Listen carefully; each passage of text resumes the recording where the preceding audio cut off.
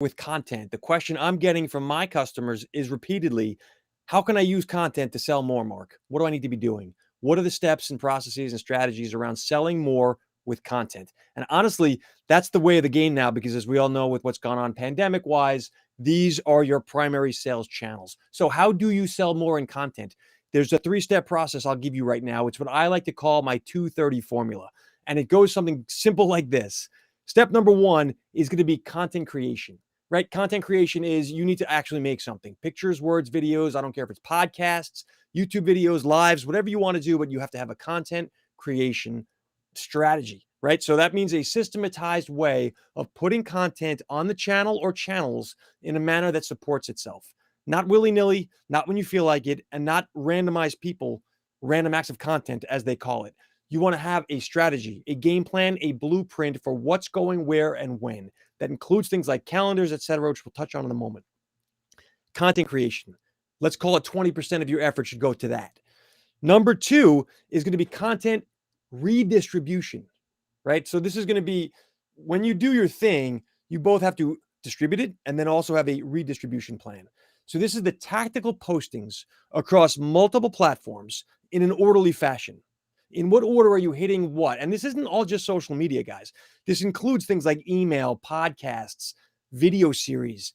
I know that the B2B folks love the white papers and all the boring ass stuff out there with just read it. You need to do more. You're weaving a tapestry. So there's the content distribution / redistribution process, and I'll call that 70%. That's a 7-0. So if we're going to do 20% of creation, 70% of your strategy right now has to be in how are you getting this in front of the right proper target audience. And number 3, social selling. Guys, this is what it comes down to now. Those who know how to build connection through the channels are going to have the advantage. It's all about connecting in a customer-facing team right now has to be using these channels to build business relationships. I know everybody in the B2B space wants to be selling. Sell my crap, Mark. That's basically the message. It's not how it happens.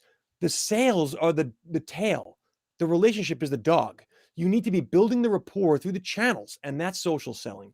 Okay, so if we're going to be doing 20% content creation, 70% content distribution, then I'm going to put it at 140% for social selling. Math guy. The whole idea is this is a gateway. Content is merely the gateway to the relationship. The relationship is the gateway to the sale. You cannot sell. You cannot sell. The one thing that if you take away nothing else, remember this: there is no more sales process, people. There is only a buyer's journey. They don't need any sales. They don't need the salespeople to tell them anything. It's all there. Whatever the LinkedIn data is, 57% of the buyer's journey is complete before they even talk to sales.